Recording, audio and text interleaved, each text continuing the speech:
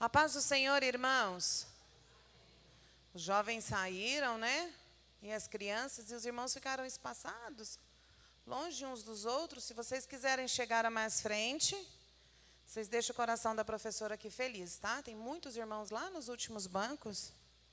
Vamos sentar aqui mais à frente.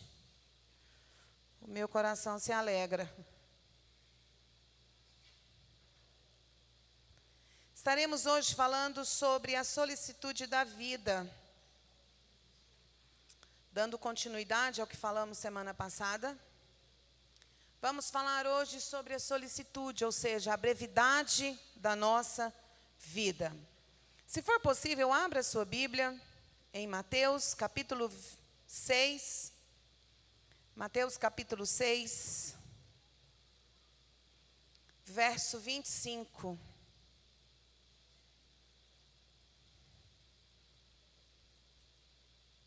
Mateus capítulo 6, a partir do verso 25. Portanto, eu lhes digo, não se preocupem com sua própria vida, quanto ao que comer ou beber, nem com seu próprio corpo, quanto ao que vestir. Não é a vida mais importante que a comida? E o corpo mais importante que a roupa? Observem as aves do céu, não semeiam, nem colhem, nem armazenam em celeiros, contudo, o Pai Celestial os alimenta. Não têm vocês muito mais valor do que elas? Quem de vocês, por mais que se preocupe, pode acrescentar uma hora que seja a sua vida? Por que vocês se preocupam com roupas? Veja como crescem os lírios do campo, eles não trabalham nem tecem. Contudo, eu lhes digo que nem Salomão, em todo o seu esplendor, vestiu-se como um deles. Se Deus veste assim a erva do campo, que hoje existe e amanhã é lançada ao fogo, não vestirá muito mais a vocês, homens de pequena fé? Portanto, não se preocupem dizendo, que vamos comer, ou que vamos beber, ou que vamos vestir? Pois os pagãos é que correm atrás dessas coisas, mas o Pai Celestial sabe do que vocês precisam. Busque, pois, em primeiro lugar o reino de Deus e a sua justiça, e todas estas coisas lhe serão acrescentadas. Último verso, verso 34, e eu gostaria que todos nós lêssemos juntos. Vamos lá? Portanto, não se preocupem com o dia de amanhã, pois o amanhã trará os seus cuidados, basta ao dia o seu próprio mal. Amém? Hoje nós estaremos falando, irmãos, sobre esta brevidade de vida. Solicitude vem falar daquilo que nós não temos controle. É a diligência em tratar. É a diligência que existe em nossa breve existência terrena.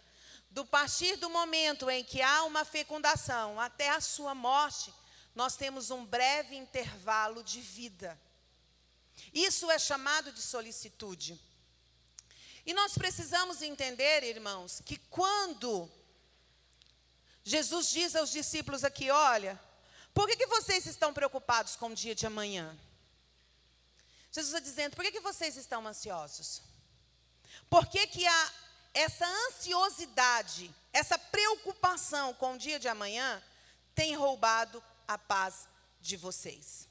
Irmãos, segundo a Organização Mundial de Saúde, nos últimos 2 anos, eu estou até aqui com a folha aberta, né, a folha da USP, aberta no meu celular. Nos últimos 2 anos, houve um aumento significativo de ansiedade, insônia, estresse, depressão. 30% do aumento de pessoas detectadas com depressão. E 25% do aumento de pessoas jovens sofrendo de ansiedade generalizada. Isso quem diz é a Organização Mundial de Saúde. Nós sabemos que essas pesquisas não é feita com toda a população. É feita com um grupo de pessoas de uma determinada região. E mediante os levantes, né, que são armazenados nos dados de algumas instituições. Mas o que nós entendemos isso à luz da palavra de Deus? A pandemia, ela roubou do ser humano algo a qual ele foi criado para ser. O ser humano, ele foi criado para se relacionar. Deus criou o homem para se relacionar. E a pandemia, ela roubou isso dos seres humanos. As pessoas foram obrigadas a abandonar os seus trabalhos, os seus estilos de vida e ficarem totalmente dentro de casas. Com isso gerou uma ansiedade generalizada, ou seja, a preocupação. Ninguém sabia como era a doença, ninguém sabia o tratamento, as pessoas não sabiam como lidar. Se contraísse a doença, qual seria a reação, como o corpo reagiria? Começaram os números de mortes. E isso trouxe um estado muito grande de preocupação com o que estava por vir. Falar disso diante de psicólogo é difícil, né, irmãos? Eu orava, olhava para essa lição e falava, Jesus, na igreja tem duas. Por que não é elas que estão lá dando a aula, né? Por que não é elas, Jesus? Não é fácil, irmãos. Mas se eu falar alguma coisa errada, por favor, sintam-se livres para corrigir. Então, as pessoas foram obrigadas a deixar de fazer o que mais ama, que é se relacionar e conversar. O que eu mais senti falta, irmãos, era não poder sair de casa, ir para o meu trabalho, encontrar os meus alunos, os meus colegas, a boa roda de conversa, aquela risada solta, coisa que nós não tínhamos. Nós fomos amordaçados. A máscara veio para nos impedir o quê? De falar e de ver o sorriso das pessoas. Então, tudo isso gerou nas pessoas um estado de ansiedade permanente. E o que é ansiedade, irmãos? Ele é um desconforto físico, psíquico, que causa agonia, aflição e angústia. Quantas vezes você sente uma dor no peito sem explicação? Aquela dor na região da garganta, que aperta, que a sensação que você tem é que você vai ter um ataque cardíaco. Ou estou tendo um infarto. E nada mais é do que um sintoma de uma ansiedade generalizada. Então, irmãos, a ansiedade ela é uma condição emocional de sofrimento constante. E aí, enquanto eu estudava o capítulo 6, e eu analisava como é que Jesus falava com os discípulos. Os discípulos não estavam passando por uma pandemia. Os discípulos não tinham conhecimento da era da psicologia, que é algo novo. Tem o quê? 200 anos? Acho que não tem nem isso tudo. A era da psicologia. O avanço nessa área. Mas Jesus está falando para eles, por que vocês estão preocupados com o que há de comer, com o que há de vestir? Preocupados com os dias de amanhã? Por que vocês estão preocupados com o que ainda está por vir? Porque ansiedade nada mais é do que preocupação com o futuro. Preocupação com aquilo que ainda está por vir. E aí eu achei uma frase do George Muller, que estava lá no Twitter do pastor Luciano Subirá, onde ele dizia assim, onde começa a fé, a ansiedade termina. E onde começa a ansiedade, não tem espaço para a fé. E essa frase martelou comigo, onde começa a fé, a ansiedade termina. Se a nossa fé está em ação, irmãos, não tem lugar para a ansiedade. Porém, quando a ansiedade toma conta do nosso ser, não há espaço para a fé. Porque quando a gente está ansioso, quando nós estamos em uma situação de ansiedade generalizada, automaticamente nós não pensamos com coerência. Nós não usamos a razão, nós passamos a usar apenas a emoção. E aí, antes de nós entrarmos na lição, eu trouxe alguns sintomas, são alguns, físicos e psicológicos, que faz com que a gente fique alerta, faz com que a gente fique atenta.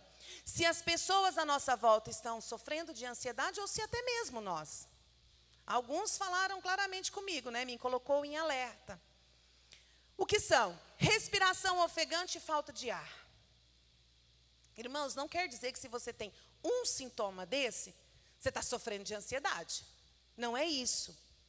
São sintomas que pode desencadear ou mostrar que você está passando por um processo de ansiedade, tá? Fala acelerada. Eu, por exemplo, quando eu estou muito nervosa, eu começo a falar sem parar. Sem parar, parece que não tem um filtro.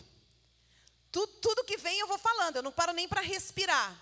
Agitação de pernas e braços. Quem senta e fica o tempo todo balançando, né? Eu costumo brincar que os cardiologistas amam, né? Continua balançando. É um paciente a mais, né? No futuro, lá na sala dele. Continua balançando essas pernas. Os angiologistas ficam apaixonados nesse tipo de pacientes.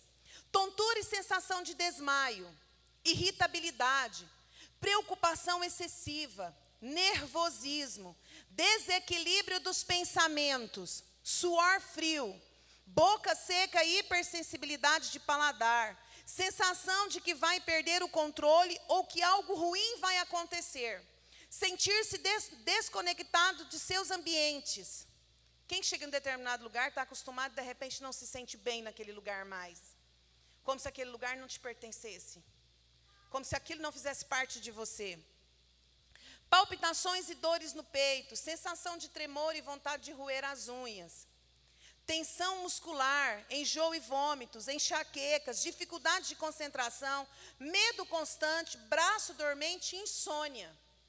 Aqui eu selecionei alguns. Quando você entra lá no Ministério de Saúde, que você coloca lá, são vários. Aqui eu coloquei os mais comuns. Por quê, irmãos? Porque traz para nós, enquanto igreja, um alerta. Uma coisa é eu vir aqui e dizer para você, não se preocupe, o Senhor está contigo. Não se preocupe, né? Coloque-se na rocha, o Senhor está com você. E você chegar em casa e ter uma crise dessa, e como sair dessa crise? O que fazer? É isso que nós, enquanto igreja, irmãos, precisamos entender. A igreja não pode se afastar da ciência. A igreja precisa caminhar juntos. Jesus é o médico dos médicos, sim. Jesus é o que cura, é o que transforma, é o que traz restauração. Mas o Senhor deixou a inteligência ao ser humano para que a medicina ajudasse a sarar as pessoas. Tem coisas que é de ordem instantânea. Uma só palavra que Deus mandar, as coisas vão mudar. Mas tem outras que precisam de um processo. Tem outras que precisam da ajuda de alguém. Então, irmãos, qual que é o impacto dessa ansiedade dia após dia no cérebro? Qual é o impacto que isso traz? Nós sabemos, irmãos, que a gente tem alguns hormônios no nosso corpo que são responsáveis por nos deixar em estado de alerta, que faz com que eu e você fujamos de um perigo, nos defendemos, né? Quando alguém joga alguma coisa, automaticamente a gente se defende, né? Leva a mão ao rosto. Isso é o quê? Um mecanismo de defesa do nosso corpo. Então, o cortisol, a adrenalina e a noradrenalina nos deixam em alerta, em estados de defesa. Isso é a coisa mais normal. Quantas vezes você está na rua e, de repente, você olha para trás? Com a sensação de que alguém está te seguindo. Não é verdade? Isso faz com que você apresse o passo, seu coração acelera e você fica em estado de alerta. E todos os seus sentidos estão ligados. Isso é importantíssimo para o nosso corpo. O problema, irmãos, é quando isso começa a se repetir sem ter causa. Que aí se torna um problema sério para o organismo. É como se de repente recebesse a ordem para produzir esses hormônios no seu corpo sem nenhum motivo aparente. Você está sentado, você está conversando com alguém, não tem nenhum motivo, mas o seu organismo começa a disparar. E você vai sofrer como se tivesse mesmo tendo um ataque, ou se alguém tivesse mesmo te perseguindo, a sensação de morte, ou que está tendo um ataque cardíaco. Então, a verdade, irmãos, é que isso vai se tornando tão intenso, aí sim se torna um problema de ansiedade. Então, irmãos, o impacto dessa ansiedade sobre o nosso cérebro deve a essa combinação infalível. que é fundamental para a nossa sobrevivência, mas que em excesso também causa prejuízos ao nosso corpo. Então, enquanto a amígdala se encarrega de identificar o perigo, né, e mandar ordem para os neurotransmissores reagir, todo o nosso corpo vai entrar em alerta. Todo o nosso corpo vai entrar em alerta. Por isso que é tão prejudicial. E eu peguei aqui de um site que diz o seguinte: esse estado de alerta pode nos ajudar em um momento específico, desde que a ameaça seja real. Aí eu vou te fazer uma pergunta e eu quero que você pense aí e responda. Quantas das suas preocupações se concretizaram no dia de amanhã? Quanto do seu medo hoje ou ontem se concretizou? Na maioria das vezes, nenhum deles. Foi um medo irracional. Foi uma preocupação sem necessidade. Aí está o perigo. Porque você colocou o seu corpo em alerta por algo que não aconteceu e nem irá acontecer. Então, quando a ameaça não é real, então acontece o quê? Uma ativação fisiológica e surgem os problemas. Aí vem má digestão, dores de cabeça, hipertensão e até mesmo risco de um AVC. Então, é muito sério quando nós lidamos com a questão da ansiedade. Esse ar está ligado? Tá, né? É muito sério quando a gente lida com a questão da ansiedade. E nós, igreja, irmãos, eu vou falar aqui com o meu coração doendo, porque eu já fiz parte desse grupo. Nós temos o hábito de generalizar, julgar e sentenciar. Fulano tem uma vida boa. Por que está desse jeito? Olha o marido, olha o pai, olha a casa, olha o emprego, olha tudo que ele tem. Isso é falta do que eu tenho que fazer. Isso é mente vazia. A partir do momento em que nós começamos a estudar e a gente vê que Jesus se preocupava com o estado emocional dos seus discípulos, a ponto de deixar registrado para hoje, eu e você estudarmos, quem somos nós para atirarmos a primeira pedra? Ou quem somos nós para julgar um estado emocional que alguém esteja vivendo? Primeiro, não tenho conhecimento científico para isso. Segundo, nem tudo é espiritual. Nem tudo é espiritual, igreja. Muitas coisas são fatores físicos. Eu me lembro que quando a minha filha faleceu, um dos meus sintomas foi super proteger os outros dois. Não vai na rua, não vai na casa de ninguém, não sai no portão, leva e busca. Meu marido levou e buscou esses meninos até os 16 anos na porta da escola. Porque eu pensava, eu já perdi um, eu não posso perder mais outro. Super proteção. Até o dia que eu entendi que não era o super proteger que os impediria de sofrer qualquer tipo de acidente. Ou que deixaria eles de sofrer. Mas foi algo que dentro de mim foi desencadeado e que demorou para que eu entendesse. Essa super proteção. E são situações que até hoje, quando eu vejo alguém doente, assim, alguma situação que eu vejo que é irreversível, alguns gatilhos voltam à tona e alguns sintomas eu consigo expressar no meu corpo. Não dormir, comer demais, uma dor de cabeça fora da realidade, uma sudorese, uma irritabilidade, uma preocupação excessiva. As coisas vão acontecer daqui 45 dias, já estou pensando nelas hoje, querendo antecipar para os dias de hoje. Tentando resolver, por exemplo, eu sou o tipo de pessoa que eu tento verificar quais são as possíveis causas de dar errado de algo que vai acontecer lá para me tentar resolver aqui, com antecedência. Para prevenir de que algo dê errado lá. E adianta o quê? Nada. Às vezes nem acontece a minha preocupação. Na maioria das vezes, quase que 90%, isso não ocorre. Então, como combater a ansiedade? Como enfrentar essa dificuldade tão presente nos nossos dias? Irmãos, se você olhar hoje para os nossos adolescentes, né? E segundo a Organização Mundial de Saúde, houve um aumento de 25% entre as crianças jovens. Aí eu fico pensando, se entre os jovens que não têm preocupação com vida, não tem preocupação com boleto, não tem nada para pagar, houve esse aumento, imagina naqueles que foram levados para dentro de casa ou que passaram por situações de dificuldade.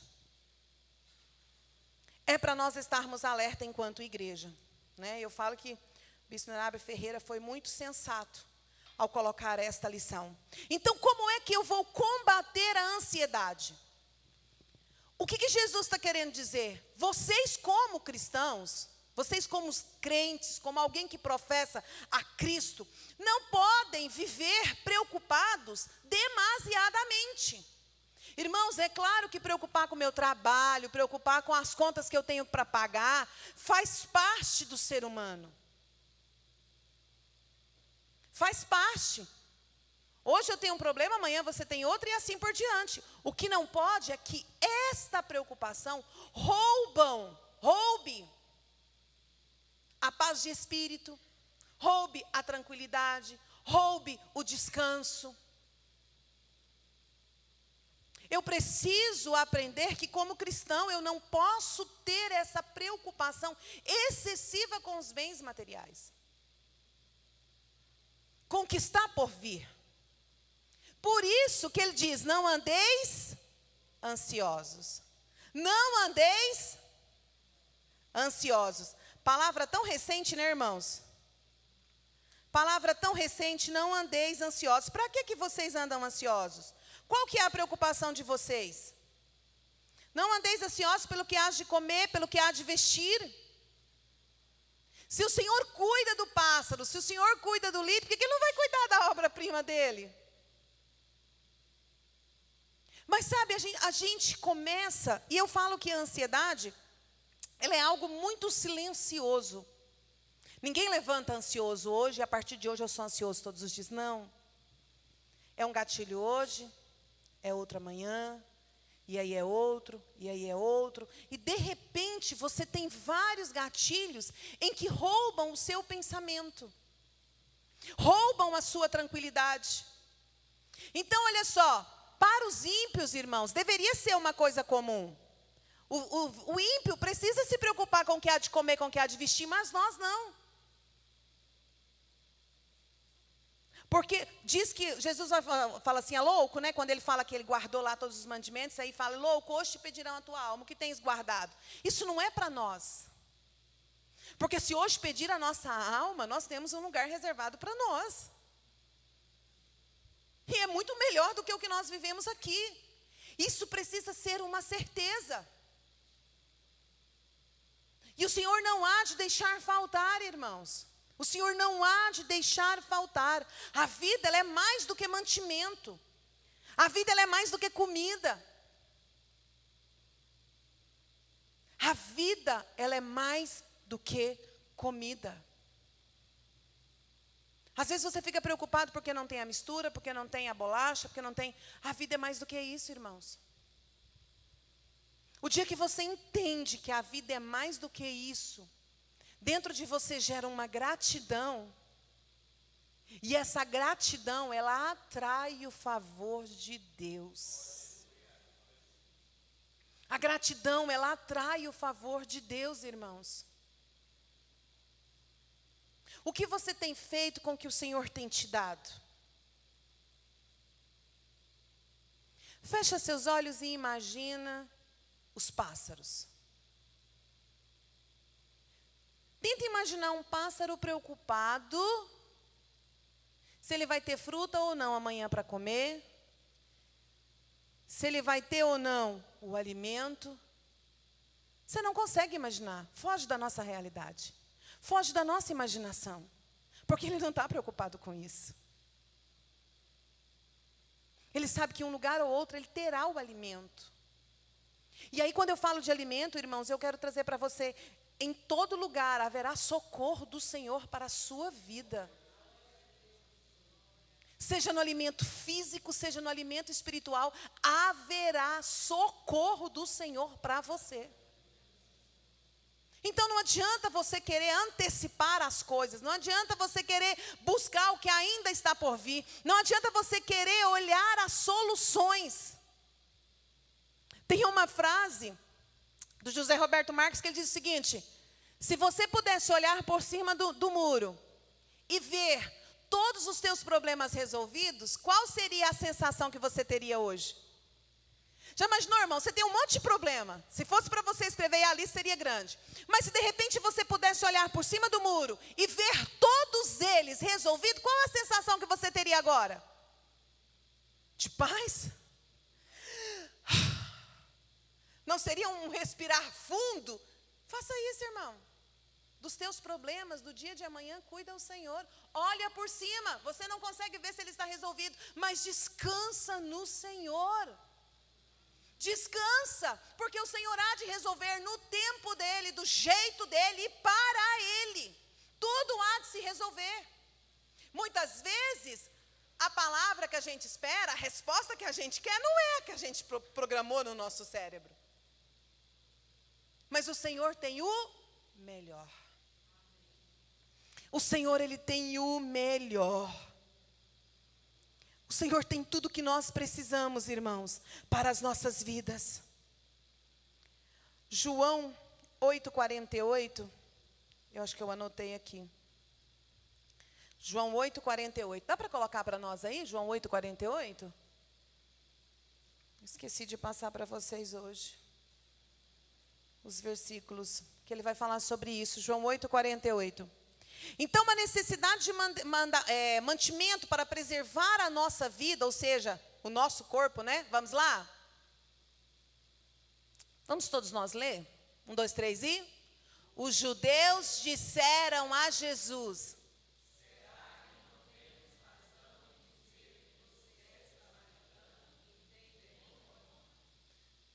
Jesus respondeu: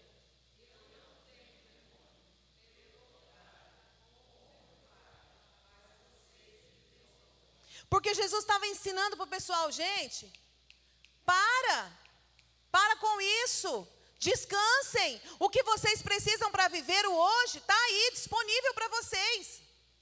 Porque a ansiedade, irmãos, não é a preocupação com o hoje. A ansiedade não é com a preocupação com o agora, a ansiedade é com a preocupação com o que está por vir. Com aquilo que não aconteceu ainda, porque ela foge do seu controle. A ansiedade rouba das suas mãos o controle. E o ser humano gosta de ter controle. O ser humano gosta de ter certeza onde ele pisa. Ele gosta de ter certeza do que está acontecendo. Como a depressão é o excesso de passado, ninguém consegue voltar lá para resolver nada. O máximo que você pode fazer é ressignificar os fatos que aconteceram lá. É o máximo que você pode fazer, voltar lá para mudar, você não pode. O futuro é você sofrer por algo que ainda está por vir. E que na maioria das vezes nem vai acontecer. Está sofrendo à toa, né? E aí ele continua dizendo: bem-aventurados que têm fome e sede de justiça, porque eles serão fartos. Fome e sede de justiça. Aqui essa fome e sede expressa o desejo do nosso coração. Bem-aventurados que têm fome e sede de justiça, porque eles serão fartos. Nada expressa melhor o desejo que devemos sentir em obter a justiça de Deus do que fome e sede. Senhor, que a tua vontade seja feita na minha vida nesta causa. O problema é que a gente lida com Deus, irmãos, como um pai carrasco. O problema é que nós lidamos com Deus como alguém inatingível. Como alguém que não pode olhar para nós e ver os nossos pecados e ainda assim atender às nossas causas.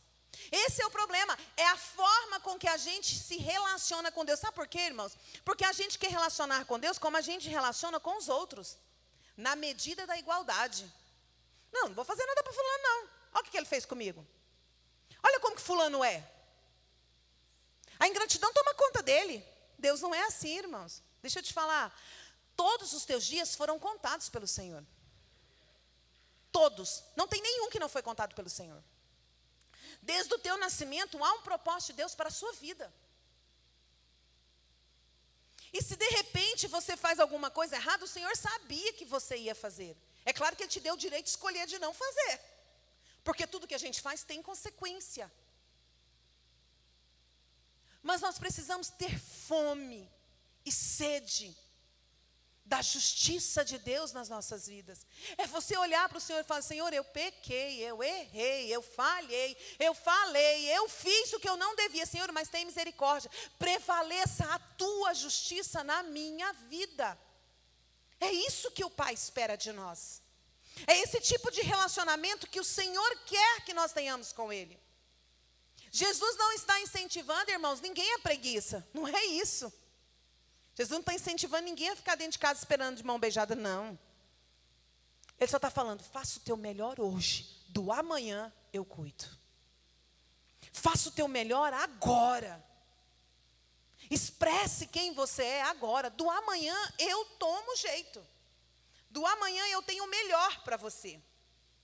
Então aqui Jesus está nos ensinando, irmãos, a contemplar a provisão. A contemplar a provisão. Os mais antigos aqui já devem ter lido o livro A Quarta Dimensão. Quem conhece a Quarta Dimensão? Só eu e a irmã Germana que conhece a Quarta Dimensão, irmãos. Irmãos, vocês estão precisando ler, irmãos. Vigia, igreja. Porque a Quarta Dimensão, Byung Chul, justamente faz isso. Ele nos ensina a contemplar o que ainda está por vir. Ele fala que o dia que Deus mostrou para ele que ele teria uma igreja com 10 mil membros, ele falou: como assim? Eu tenho um salãozinho desse tamanho, como que eu vou ter uma igreja com 10 mil membros? Como? Mas primeiro ele precisava ter pelo menos uma bicicleta. E ele começou a vislumbrar o que estava por vir. E é isso que Jesus está nos ensinando, irmãos. Comece a contemplar a provisão de Deus na sua vida. Comece a contemplar. Irmã Alessandra, eu não consigo ver, então comece a falar. Comece a verbalizar. Irmã Alessandra, eu não consigo. A palavra de Deus te dá as bases, irmãos. O meu socorro vem do Senhor que fez os céus e a terra. Isso é provisão, irmãos. Irmã Alessandra, eu não consigo pensar, está escrito na palavra. Comece a declarar a palavra na sua vida. Comece a viver a provisão. Comece a ter certeza que o Senhor já fez. Ou seja, para o Senhor, irmãos, a vida do ser humano é muito mais importante que o do pássaro. Se Ele provém para os pássaros, Ele não vai prover para você? Olhar para as aves do céu é um argumento de confiança no que está por vir. É um argumento. Então, o comentarista da lição ele vai começar dizendo que, vai continuar, né, dizendo que a ansiedade para nada é proveitosa.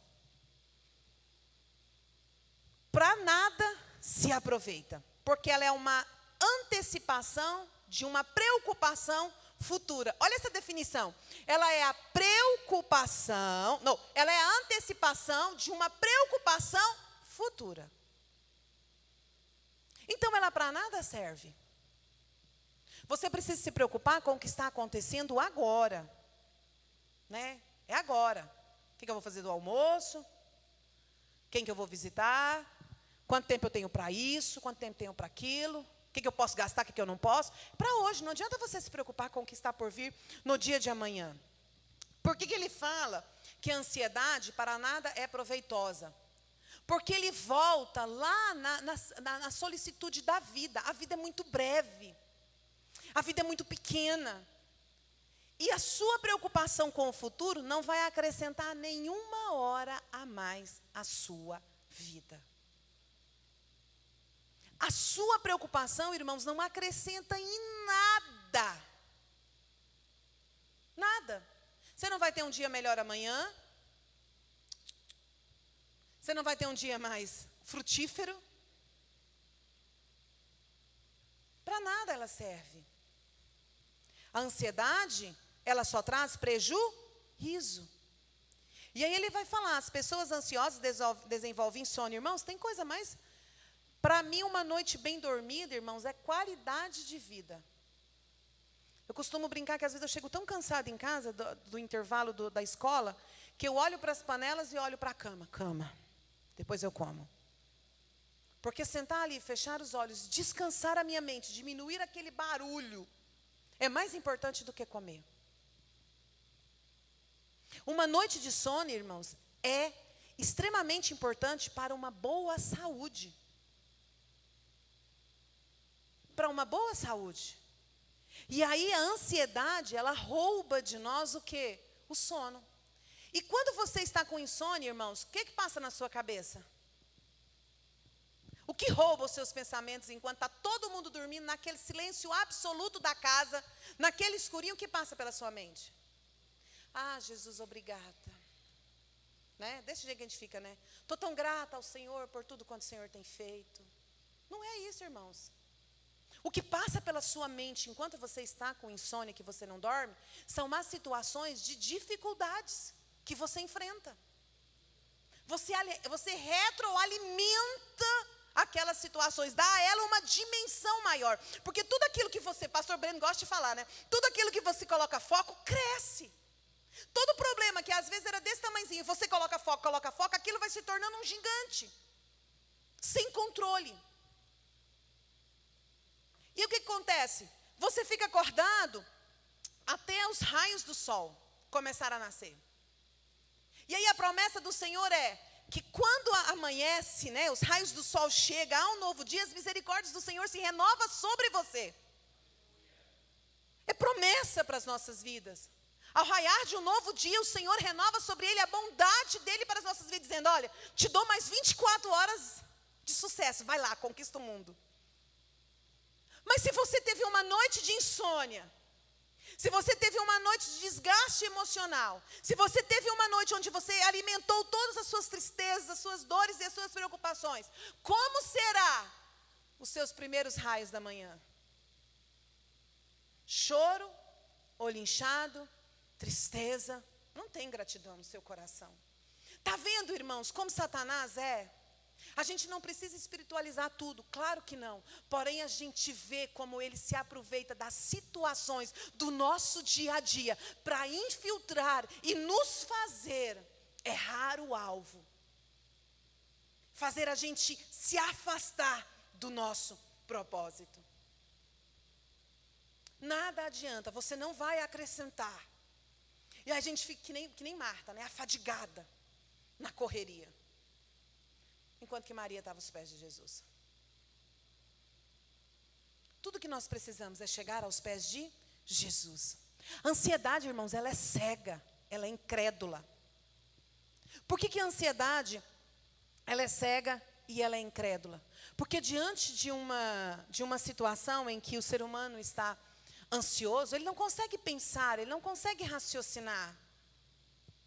Ele faz coisas que normalmente ele não faria. Ele fala coisas que normalmente haveria um filtro e ele não falaria. E depois se arrepende. Depois colhe as consequências. E por que ela é incrédula? Porque todas as vezes, irmãos, que eu deixo a ansiedade tomar conta de mim, eu estou dizendo para Deus, fica aqui. Está vendo esse cantinho aqui? O senhor fica aqui que eu vou ali resolver um problema e eu já volto. Depois que eu resolver o problema, eu volto aqui e a gente continua a nossa caminhada. E o Senhor não é invasivo. Eu admiro esse nosso Deus. Ele não invade, irmãos. Se você colocar aqui, Ele vai ficar aqui te esperando você voltar. Ele vai usar o Consolador, Ele vai usar o Espírito Santo para tentar te convencer, para dizer, filho, não é assim, você não vai conseguir. Mas a ansiedade, ela rouba de nós a capacidade de ser sensível a ouvir a voz do Espírito Santo. Não deixe com que a gente escute a voz do Espírito Santo. Por isso que ele fala, olhai para os lírios do campo. Está lindo hoje, amanhã vai ser lançado no fogo. Se você não admirar a beleza dele agora, amanhã você não verá mais. Sabe a florzinha 11 horas? Ela está lá fechadinha. Quando o sol está a pino, ela se abre. E é aquele trem mais delicado, mais bonitinho. Passou, ela se fecha, acabou. Não é uma planta linda. É a solicitude da nossa vida, irmãos. O Senhor quer que você seja como a plantinha de 11 horas. Brilhe hoje, porque amanhã a Deus pertence. Amanhã pertence ao Senhor. Então olhe para os lírios do campo. Amanhã vai ser jogado fora, não vai servir para mais nada. Será fogo.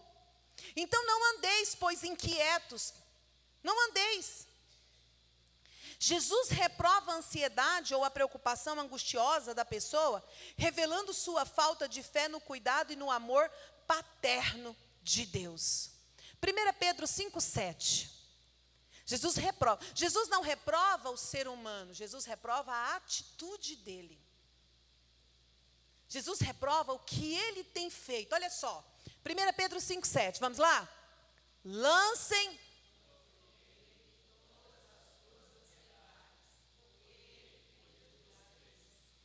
Não está dizendo assim, ó, lance sobre ele parte dos seus problemas. Não está escrito assim. Todas. Tem uma ordem. Lancem sobre ele todas as suas ansiedades. Porque ele. Não está assim, ele irá cuidar de vós. Ele dará um jeito. Não. Ele cuida de vós. Então Jesus está nos repreendendo a não nos preocuparmos com as coisas que estão por vir. Por quê? Ele cuida de nós. Eu amo aquela música que diz assim, ó. Vou deixar na cruz tudo que passou, tudo que ficou para trás. Olho para você, corro para você, seu amor me chama. Irmãos, vou deixar na cruz o que eu não posso fazer. O dia de amanhã eu não posso fazer nada por ele. No máximo eu posso me organizar, colocar meu celular para despertar, porque eu tenho hora para levantar, deixar minha mochila pronta da escola. Eu posso me organizar. Mas resolver as coisas que irão acontecer amanhã eu não posso. Então eu preciso deixar aos pés da cruz, Senhor. O dia de amanhã está nas tuas mãos. Eu deito e vou dormir e descansar, porque eu sei que do amanhã o Senhor já cuidou. Ele não cuida, irmãos, ele já cuidou. Nós precisamos ter essa certeza. E quando eu tenho essa certeza, eu estabeleço prioridades para a minha vida. E quando eu estabeleço prioridades, irmãos, e a primeira, nós lemos no início da nossa aula, buscai primeiro o reino de Deus. Às vezes a gente fala sobre buscar o reino de Deus, a gente pensa que é só o trabalhar. Não, irmãos. Sabe aquela oração silenciosa que você faz, só você e Deus? Isso é buscar o reino de Deus. Senhor, eu não estou dando conta. Senhor, o que eu acabei de ouvir feriu a minha alma profundamente. E eu sei, Senhor, que se eu não tratar isso aqui agora, vai virar uma raiz de amargura. Eu sei, Senhor, que isso aqui vai se transformar numa ferida emocional tão grande que eu não vou conseguir resolver amanhã. É isso, irmãos. É estabelecer prioridade. Diante das situações, estabeleça prioridades. O Senhor primeiro. Vem cá, Jesus. Senta aqui. Eu não tenho um psicólogo aqui agora não, mas senta aqui, Jesus, me escuta. Me escuta e me orienta. Irmãos, eu vou te dizer uma coisa com certeza. A orientação que você precisa, o Senhor vai te dar. E será instantânea. Ele pode usar alguém, ele pode usar uma música, ele pode usar a palavra. Mas a resposta que você precisa, o Senhor vai te dar. Então, nosso foco, irmãos, como crentes, é tornar o reino de Deus como prioridade. É tornar o reino de Deus como prioridade. Pastor Osiel Gomes disse o seguinte: mesmo em tempos difíceis, não podemos viver preocupados e ansiosos, pois temos um Deus que tem cuidado de nós, suprindo as nossas necessidades. Ele já nos concedeu a salvação e proverá tudo o que nós precisamos para que possamos viver para a qual nós fomos criados. Ele vai fazer. Ele vai fazer, irmãos. E aí eu trouxe alguns passos. Como diante de uma crise nós vencermos a nossa ansiedade? Primeiro, identifique o problema. O que tem roubado a sua paz? Aprenda a falar sobre isso. O que tem tirado a sua tranquilidade, o que tem roubado aquilo que o Senhor tem te dado de mais precioso. Isaías 43, ele diz assim, olha, relembre o teu passado. Olha essa palavra, irmãos. Relembre o teu passado para mim. É o Senhor te chamando. Relembre o teu passado para mim. Vamos discutir a tua causa. Apresente as tuas razões e motivos para que eu possa te justificar. Irmãos, presta atenção. O Senhor está te chamando para falar para ele. O Senhor não conhece teu passado? Se todos os teus dias foram escritos. Mas ele está falando, vem cá, filhinho. Relembra o teu passado para mim. Conta para mim. Vamos discutir a tua causa.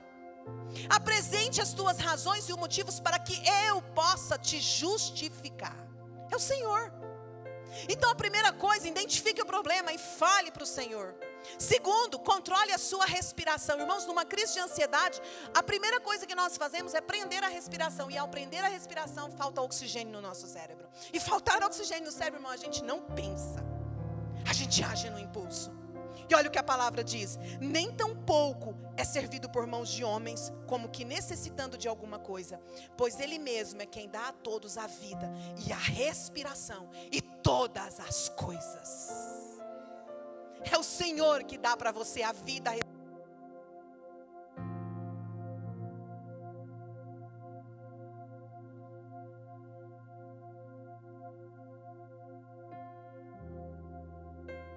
Fuja dos pensamentos negativos.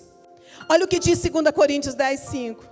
Destruímos argumentos e toda pretensão que se levanta contra o conhecimento de Deus, e levamos cativo todo o pensamento para torná-lo obediente a Cristo.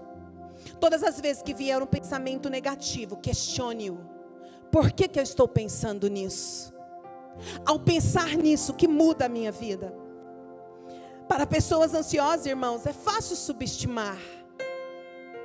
Para quem está sofrendo de ansiedade, irmãos, é fácil pegar aquele problema que é tão pequeno e tornar ele tão grande. E sofrer aquilo, irmãos, a ponto de sentir dores físicas. A ponto do seu corpo corresponder com aquilo que ele está vivendo. Depois, concentre-se no momento presente. Olha o que diz Provérbios 18:16.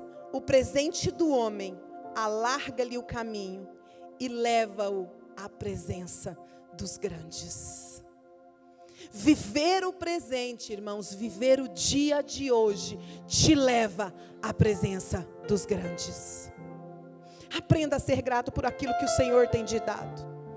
Aprenda a viver o dia de hoje como um presente, como uma dádiva. Ele é único. Ele não irá se repetir na sua vida. Por isso a gente costuma ver aí algumas propagandas. Então abrace, beije, diga que ama, ligue. Porque o dia de hoje nunca mais vai se repetir na sua vida. E pode ser a sua última oportunidade. Pode ser que seja o fim para você ou para o outro. Pode ser que os dias contados pelo Senhor termine para você ou termine para o outro. Pratique a autoconfiança. Provérbios 3:25. Não temas o pavor repentino. Não temas. Nem a assolação dos ímpios quando vier. Porque o Senhor será a tua esperança e guardará os teus pés de serem presos. É o Senhor que é. E uma última dica: respeite os seus limites. Aprenda a dizer não. Aprenda a se posicionar. Aprenda a não carregar as cargas dos outros. Aprenda a deixar o dia mal lá no lugar dele. Respeite o seu limite. Porque Isaías 43:19 diz: veja, eu estou fazendo uma coisa nova. Ela está surgindo. Vocês não a reconhecem? Até no deserto eu vou abrir um caminho e o riacho no meio do ermo. São promessas, irmãos. Irmã Alessandra, então no estalar do dedo a partir de hoje eu não vou sofrer de ansiedade. Não, irmãos, eu lamento te dizer que é um processo. Você vai ter que escolher todos os dias não viver ansioso, até que isso não seja mais uma carga para você. Você vai ter que aprender a todos os dias abrir mão. Muitas, ó Senhor meu Deus, são as maravilhas que fizestes e os teus pensamentos para conosco. Não há ninguém que se compare a você. Se eu os declarasse e falasse, seriam numerosos demais para serem contados. Esse é o meu Deus. Se nós fôssemos escrever, declarar todas as maravilhas dele sobre as nossas vidas, irmãos, não dava para contar. E eu quero te convidar neste momento a ficar de pé. Não existe uma fórmula mágica para conter a ansiedade, pois cada pessoa absorve, reage, lida com a situação de uma forma diferente. Sim, irmãos, entretanto, é possível fazer escolhas conscientes. Não são escolhas emocionais, são escolhas conscientes. E delas, viver com mais leveza, com mais tranquilidade. Porque Jesus diz que o fardo dele é leve. O fardo pesado é o meu e o seu, mas o de Jesus é um fardo leve. Nós vamos cantar agora lugares altos. E você vai dizer para o Senhor: Senhor, eu não quero mais viver aqui. Eu não quero me deixar, Senhor, incomodar por essas situações, por essas coisas que roubam a minha paz. Eu quero ir para lugares altos. Eu quero viver na plenitude do Senhor. Aleluias. Aleluias.